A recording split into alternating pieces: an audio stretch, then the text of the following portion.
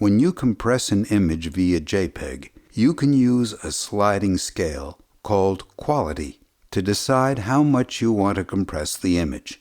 As the quality of an image decreases from 100% to 0%, the amount of file compression increases, thereby decreasing the amount of space the image file takes up.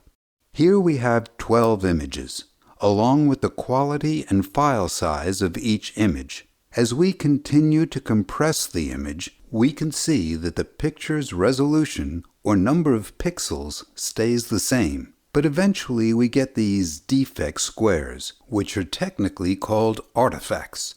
Let's take the 90% image and the 10% image and zoom in.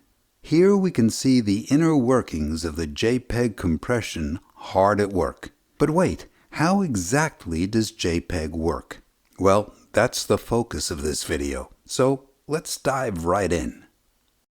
The JPEG compression algorithm is composed of 5 key steps, each with a rather complicated name. But before we dive into the details, it's first important to understand the reason why JPEG works. Human eyes are not perfect.